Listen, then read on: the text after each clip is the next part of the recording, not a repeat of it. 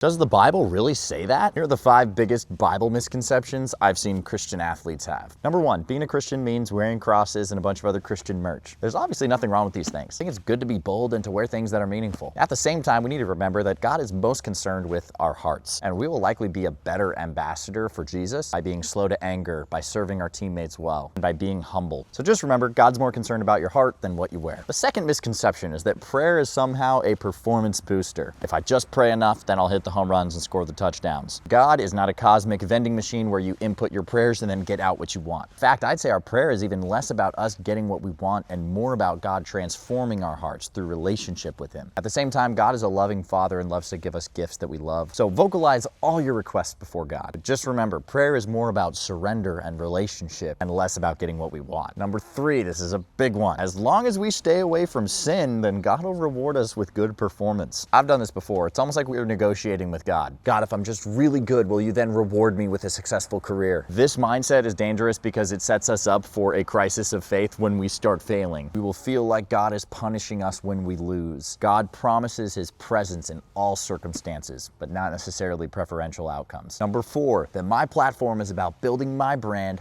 for Jesus. Now, at face value, that sounds like a good thing. I remember praying at 9 years old, God, if you make me a famous baseball player someday, I will make sure to give you the glory. I think there was some purity to that prayer. But I think we have to realize that God doesn't need us to do anything. God graciously chooses to use us for His purposes, and sometimes those purposes might be fame and success to bring Him honor and glory. But more often than not, I think God entrusts us with things we can handle. And maybe God's less concerned with you getting famous to make His name known, and more concerned about you being a better father or a better husband or a better wife, who humbly serves their community well and follows the example of Jesus. God cares far more about who you are becoming than how many followers you have. God doesn't need famous people. He graciously chooses to use faithful people. Finally, number 5, my faith is separate from my athleticism. I'm gonna train over here for my sport, and then over here I'll spend time with God. The problem with this reasoning is our misunderstanding of work. Our work can and should be worship to God, which means there's less of a distinction between the spiritual and the physical than we think. You should train as an act of worship. You should play to the best of your ability as an act of worship. Remember these words, work heartily unto the Lord and not unto man. My goal for this video is unity in spirit and truth. So if you feel the need to point fingers in the comments, then I'd say check your heart and pray about it. As always, I'm Coach Rack. Let's grow.